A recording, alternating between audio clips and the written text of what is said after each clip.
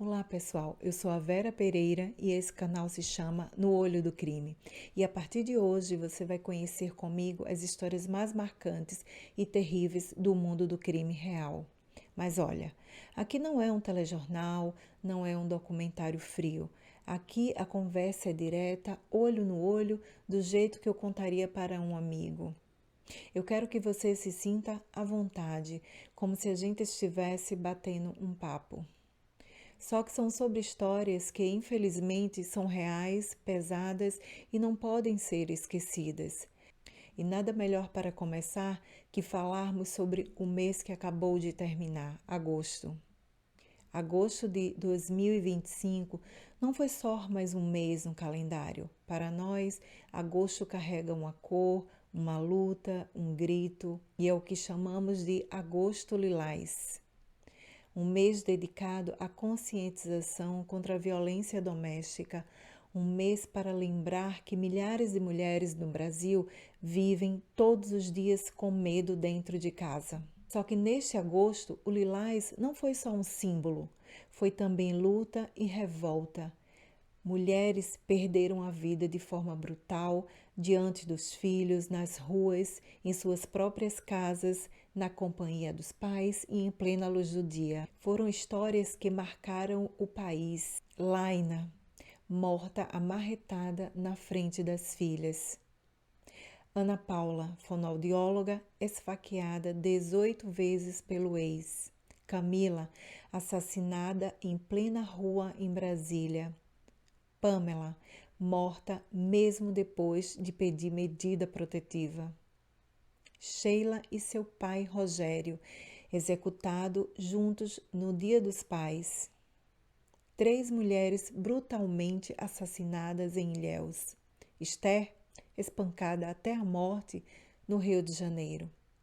E entre tantas outras mulheres, nomes que poderiam ser de qualquer vizinha, de uma amiga, de um colega de trabalho. Todas elas tinham sonhos, histórias, todas foram interrompidas pela violência de homens que não aceitavam perder o controle. Hoje eu vou te contar essas histórias, histórias que doem, mas que precisam ser ouvidas, porque cada vez que a gente silencia, outra mulher pode ser calada para sempre. Esse foi o agosto que a gente viveu, um mês que deveria ter sido de conscientização e acabou sendo também um grito de alerta. E eu vou te contar agora cada uma dessas histórias, porque elas não podem ser esquecidas. Cada uma dessas mulheres carrega um nome, uma história de dor, de violência, mas também de memória. E é por isso que quero contar com carinho, com respeito. E no final, quero te trazer uma mensagem de força, esperança e acolhimento. Então, fica comigo até o final desse vídeo, porque você vai entender porque nenhuma mulher pode se sentir sozinha e porque cada uma de nós precisamos ser parte dessa luta. Alguns crimes deixam a gente sem palavras, porque eles mostram o quanto a violência contra a mulher destrói não só uma vida, mas famílias inteiras.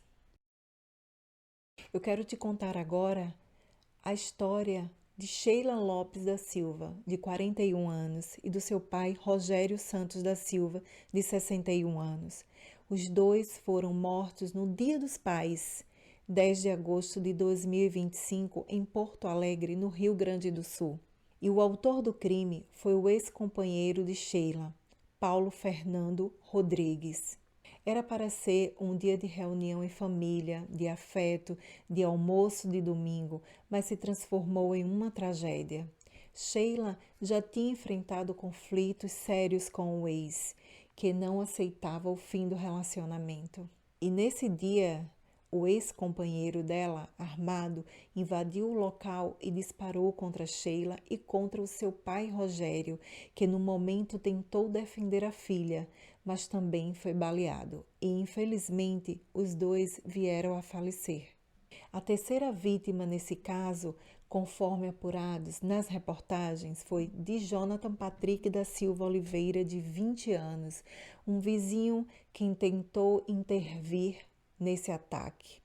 Ele foi atingido por disparos, sofreu ferimentos graves e, infelizmente, teve morte encefálica alguns dias depois. Em questão de minutos, uma família perdeu 2 de seus membros em uma cena de violência e covardia. Sheila tinha 41 anos.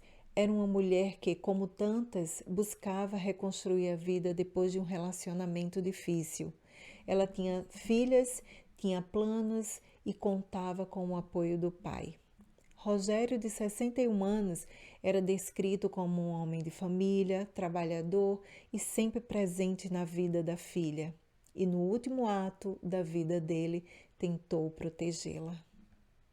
Esse é um retrato do feminicídio que não destrói apenas uma mulher, mas pode levar consigo pais, filhos, irmãos, amigos. É uma violência que se espalha como onda. O ex-companheiro de Sheila, com histórico de ameaças e controle, não aceitou a separação e cometeu essa barbaridade. Hoje ele está preso. Deve responder por triplo homicídio qualificado, incluindo feminicídio. Esses crimes tiveram grande repercussão em Porto Alegre. Foi amplamente noticiado em telejornais, rádios, portais de notícias e até pela coincidência da data que foi justamente no Dia dos Pais. Movimentos sociais e coletivos de mulheres realizaram vigílias em homenagem a Sheila e ao seu pai, pedindo justiça e reforçando a necessidade de proteção às mulheres em situação de risco. A imagem de um pai que morreu tentando salvar a filha marcou a cidade. 2 famílias ficaram devastadas com a perda do pai e filha no mesmo dia. Os filhos dela perderam simultaneamente a mãe e o avô. E a família da terceira vítima, de Jonathan Patrick, mostrando como o feminicídio causa impactos e atravessa gerações. O processo contra o autor dos crimes, Paulo Fernando Rodrigues, está em andamento, com provas e testemunhas consistentes. A expectativa é de uma condenação exemplar, embora nada traga as vítimas de volta, resta apenas o consolo de que ele siga preso.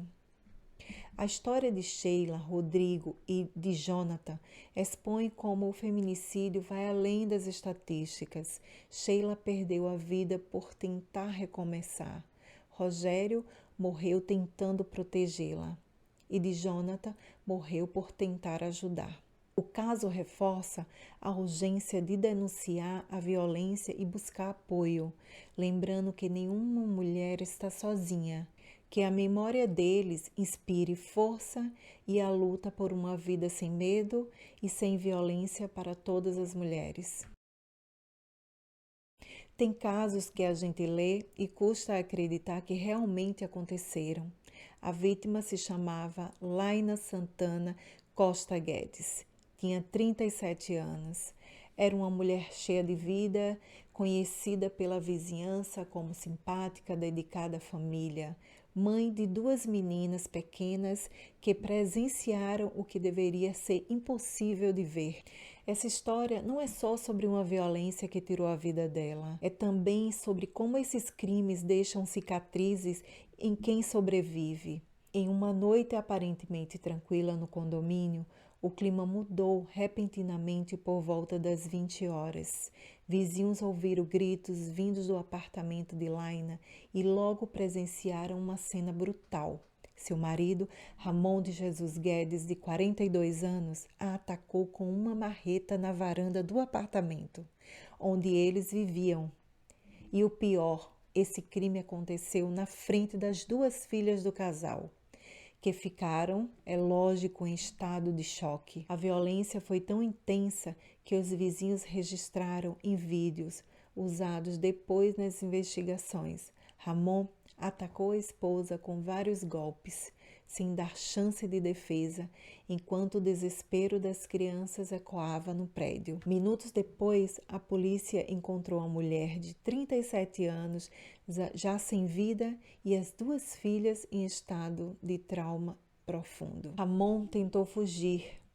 Ele tentou pular da sacada da varanda, mas foi preso em flagrante no local e teve a prisão preventiva decretada sem chance de responder em liberdade. As investigações revelaram que o relacionamento já mostrava sinais de desgastes, embora não houvesse registros de medidas protetivas, um retrato de como muitas violências ficam ocultas até resultarem em tragédias. As duas filhas do casal presenciaram o crime, perdendo a mãe e vendo o pai ser preso.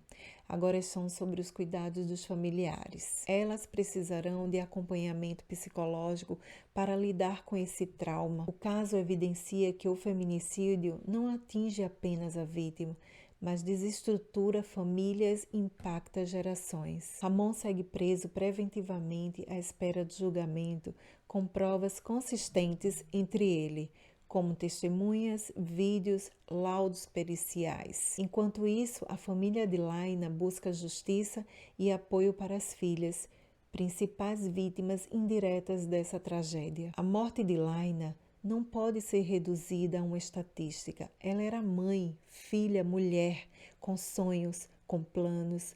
Contar sua história é uma forma de fortalecer a luta contra o feminicídio, incentivar outras mulheres a buscar ajuda antes que seja tarde.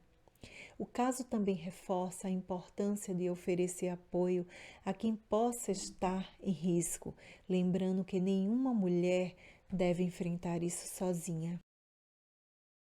Em Sinop, Mato Grosso, no dia 24 de agosto de 2025, a fonoaudióloga Ana Paula Abreu Carneiro, de 33 anos, teve sua vida interrompida de forma cruel e violenta. Apesar de ter uma carreira dedicada a crianças e com futuro promissor, no domingo, Ana Paula foi brutalmente atacada em casa por Lucas França Rodrigues, de 22 anos, com 18 facadas.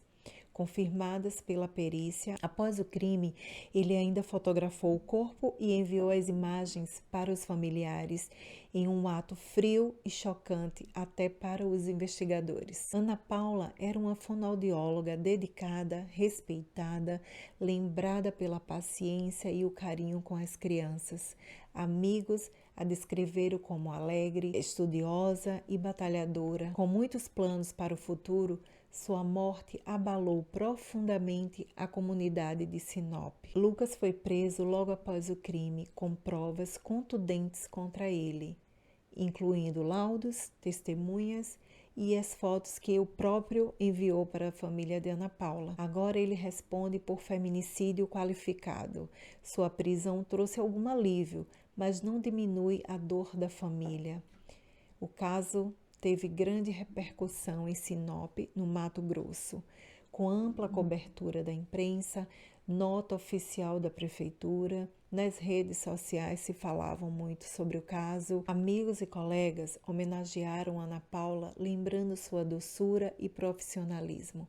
O crime também recebeu debates sobre a violência contra a mulher em meio a outros casos recentes na cidade. A morte de Ana Paula devastou familiares, amigos, colegas, pacientes, deixando uma lacuna imensa. Esse crime abalou toda a cidade, despertando uma dor coletiva e a sensação de insegurança de que poderia acontecer com qualquer pessoa. O processo segue na justiça, com Lucas denunciado pelo Ministério Público por feminicídio qualificado, por motivo torpe e meio cruel. A defesa tenta articular, mas a frieza desse crime, sobretudo o envio das fotos para os familiares, deve influenciar fortemente no julgamento. A história de Ana Paula não pode ser reduzida a uma estatística.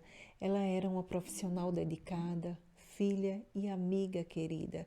Seu feminicídio é um alerta sobre a urgência de combater a violência contra a mulher. E esse caso reforça a importância de buscar ajuda. Em 13 de agosto de 2025, no Distrito Federal, a jovem Camila Pereira Lopes, de 28 anos, foi vítima de mais um trágico caso de violência contra a mulher, que interrompeu seus sonhos e planos e chocou toda a comunidade. Em Itapuã 2, No Distrito Federal, Camila foi atacada brutalmente em via pública por William Lopes, que a golpeou com faca sem lhe dar chance de defesa. O agressor foi preso em flagrante dentro de uma igreja pouco depois.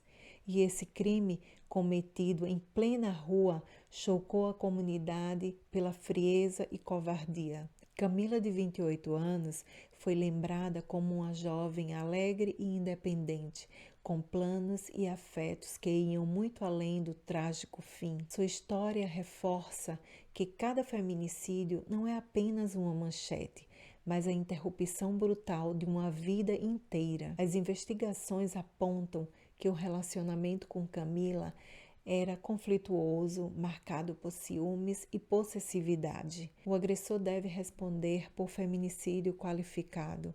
A morte de Camila gerou grande repercussão no Distrito Federal, com forte comoção e revolta da comunidade.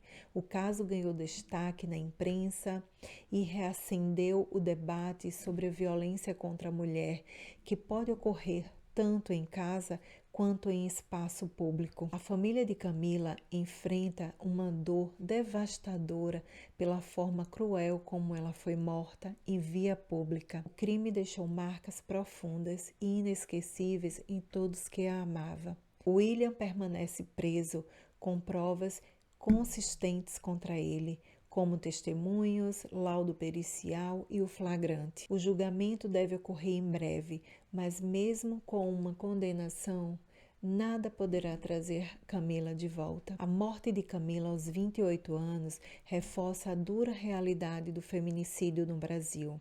Vidas interrompidas por homens que não aceitam perder o controle. O caso traz um apelo a denúncias e ao apoio às mulheres em risco, lembrando que o silêncio pode custar novas vidas e que nenhuma mulher merece ter sua história interrompida dessa forma.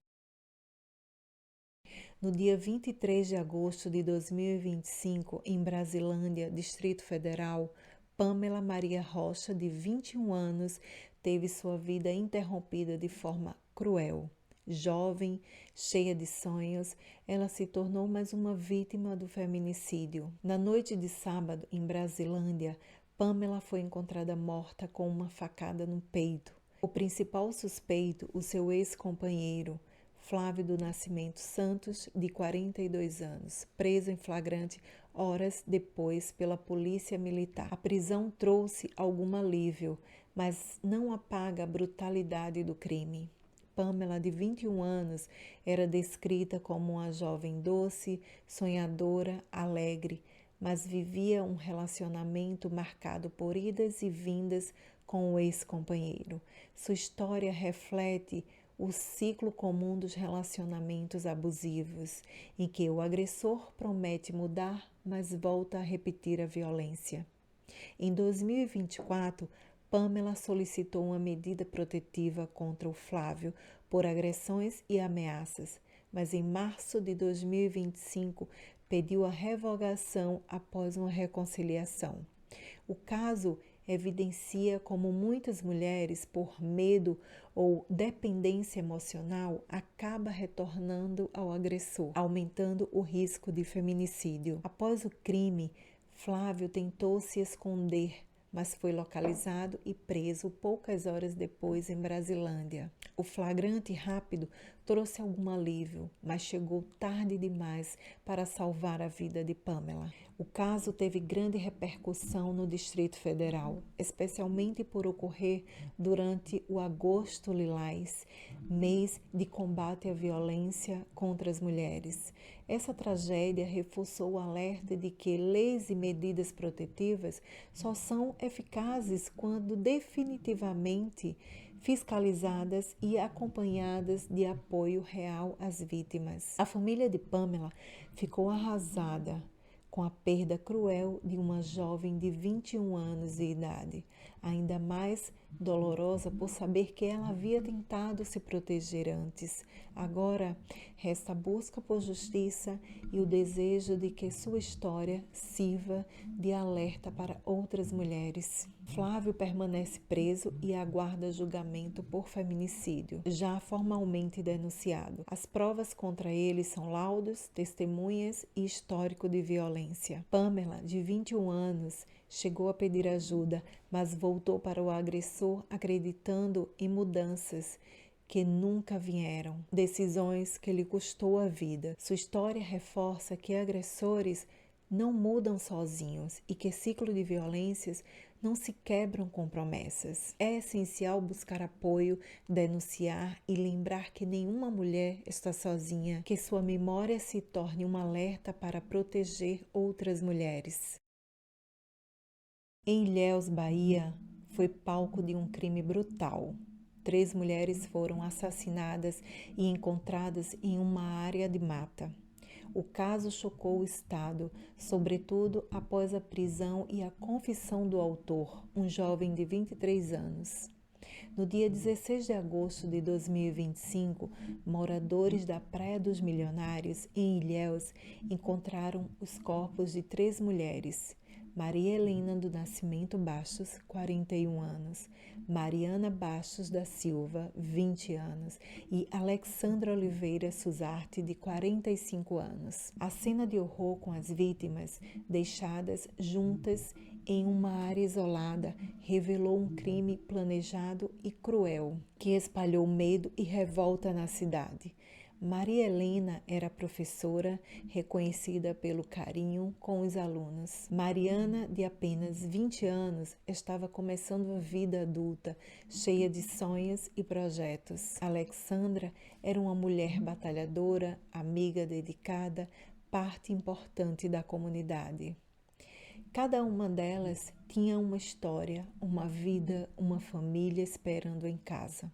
E todas foram interrompidas de forma brutal. No dia 24 de agosto, a polícia prendeu Thierry Lima da Silva, de 23 anos, que confessou não apenas o triplo homicídio, mas também a morte de Lucas dos Santos Nascimento, seu companheiro. Ligado a 4 assassinatos, ele impressionou os investigadores pela frieza ao relatar os crimes sem demonstrar arrependimento. Triplo feminicídio em Ilhéus teve grande repercussão, com a OAB da Bahia cobrando respostas rápidas das autoridades.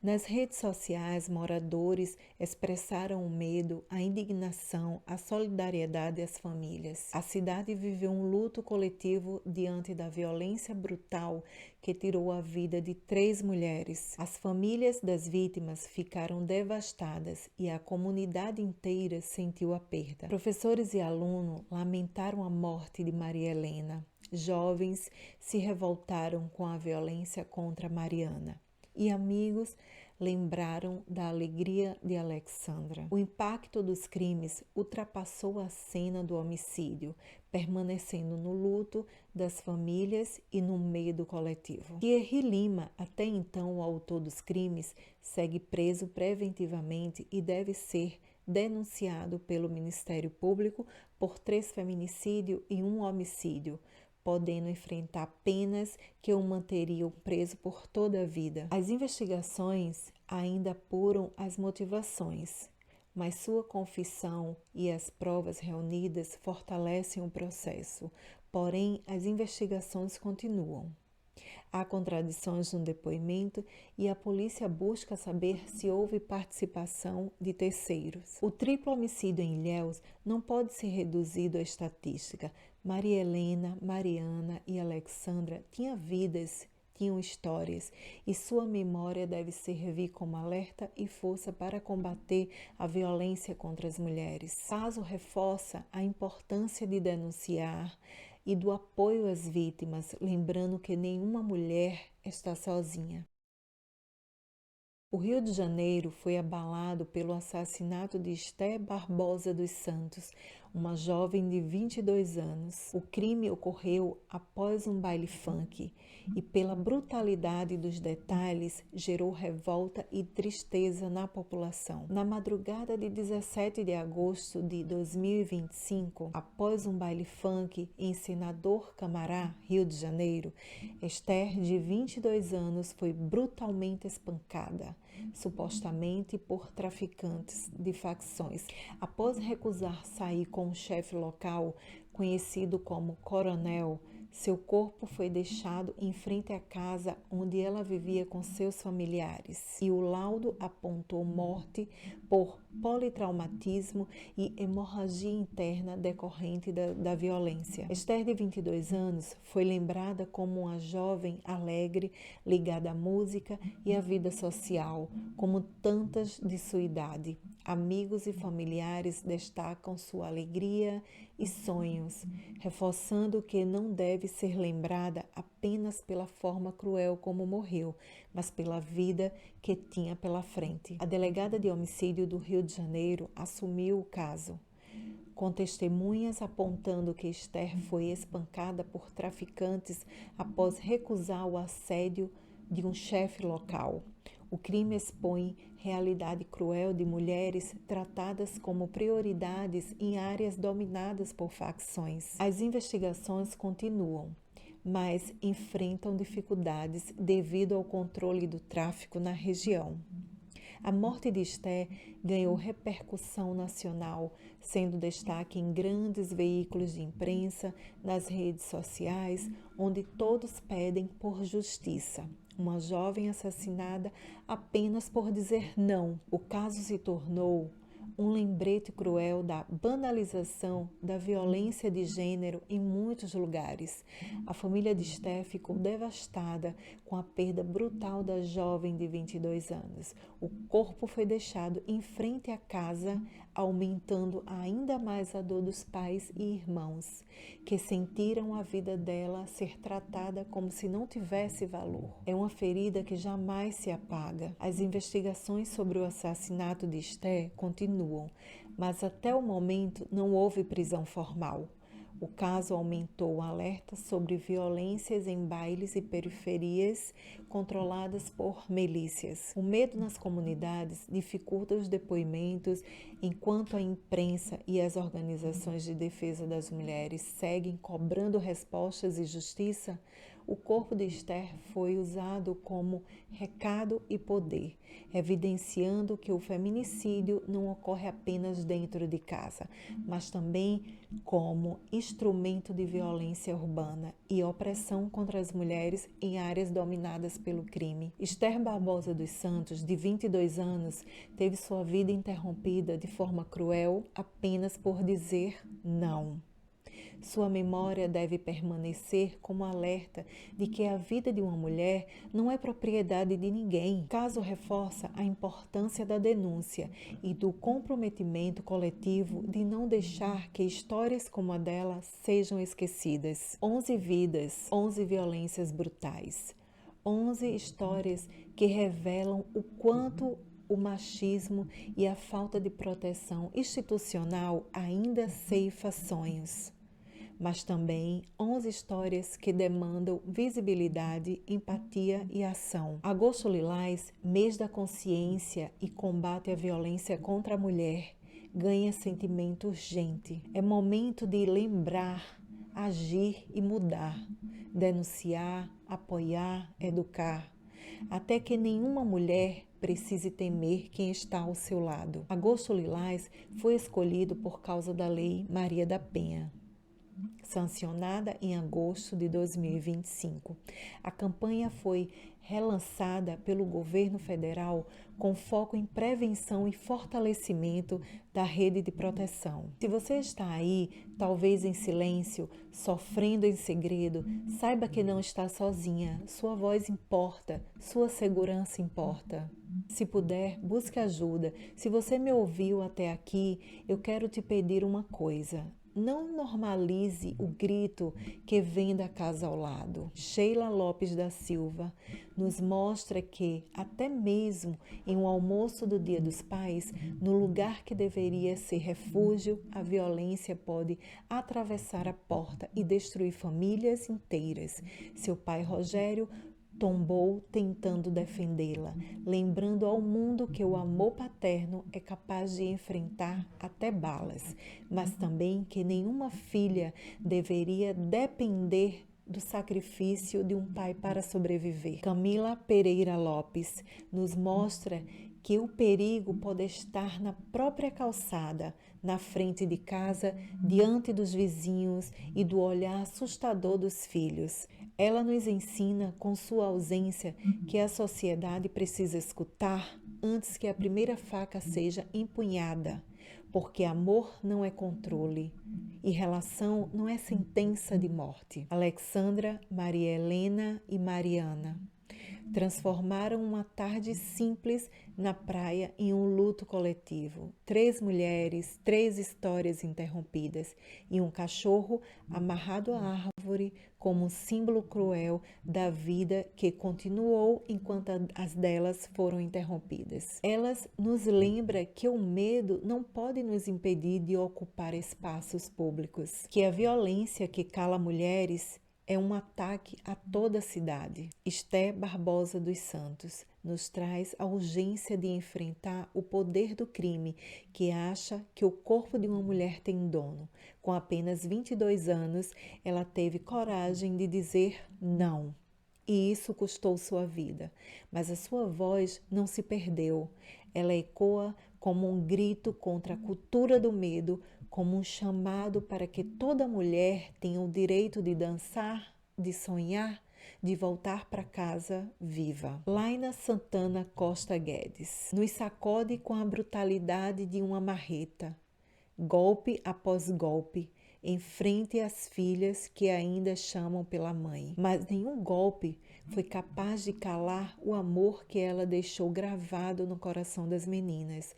Sua história, uma ferida aberta que nos lembra: quando a violência se instala em casa, não há paredes seguras. E é por isso que precisamos quebrar o silêncio antes que a marreta quebre. Pamela Maria Rocha nos lembra que um grito desesperado, socorro, mãe, pode ser abafado quando a justiça se limita ao papel. Sua vida escancara que medida protetiva sem ação real não protege, não salva, não impede a lâmina. Ela é a voz que ecoa perguntando: até quando um papel vai pesar mais que a vida? Medida protetiva sem execução efetiva vira folha ao vento. Ana Paula Abreu Carneiro teve os sonhos interrompidos de forma cruel, com mais de 15 facadas. Uma mulher que dedicou a vida a dar voz às crianças, a pacientes, perdeu a própria voz para a violência. Mas sua memória nos ensina que nenhuma formação, nenhum diploma, nenhum futuro planejado é suficiente se não houver segurança e respeito para as mulheres dentro de sua própria casa. Se você estiver em perigo, ligue 180, Central de Atendimento à Mulher no Brasil. 190, emergência. Procure delegacias da mulher, CRAS, CREAS, unidades básicas de saúde. Compartilhe isso com amigos, com quem você confia. Não carregue isso sozinha. E se você conhece alguém em situação de risco, ofereça apoio. Às vítimas e ao silêncio, responde-se com acolhimento e proteção. Para você, mulher forte, que seu peito siga quente com coragem, que seu coração seja abrigo e revolta. Você tem direito de existir em paz, com seus sonhos vivos. E se o medo bater, que sua coragem para buscar ajuda seja maior ainda. Viva, floresça, seja livre e nunca pare de lutar. Se você está com medo agora, você não está sozinha. Escreva no espelho, anote no celular, mande mensagem para uma amiga. Escreva um X na palma da sua mão e mostre em algum lugar que você for, na farmácia, no comércio, na padaria. Eles podem acionar ajuda de forma silenciosa. Peça ajuda. Pedir ajuda é coragem e não é fraqueza. Cada uma dessas mulheres carrega uma mensagem. Sheila, Camila, Alexandra, Maria Helena, Mariana, Esther, Laina, Pamela, Ana Paula, nomes que não podem ser esquecidos, histórias que não podem ser normalizadas. Agosto Lilás não é apenas uma campanha, é um lembrete de que amor não é posse, ciúme não é justificativa, silêncio não é opção. E se você, mulher, está vivendo algo parecido, não espere, ligue 180, procure ajuda, fale com alguém da sua confiança. Você merece viver livre, segura e inteira. E todas nós que assistimos, sejamos a voz, a mão, a presença que pode salvar uma vida, porque cada vez que dizemos basta, estamos honrando não apenas essas mulheres, mas todas as que ainda têm a chance de viver. E para quem ama uma mulher, uma filha, uma amiga, senta ao lado dela, pergunta, escuta, oferece saída. Às vezes, o que separa uma história de um obituário é um ombro, um telefonema, é um carro parado na porta. Que o agosto lilás não termine em agosto, que a nossa voz siga roxa de coragem o ano inteiro, por elas, por você, por todas nós. Se essa história mexeu com você, deixa o like para que mais pessoas possam ouvir. Se inscreva no canal para não perder os próximos casos e me conte aqui nos comentários o que você achou. Sua opinião é muito importante para mim.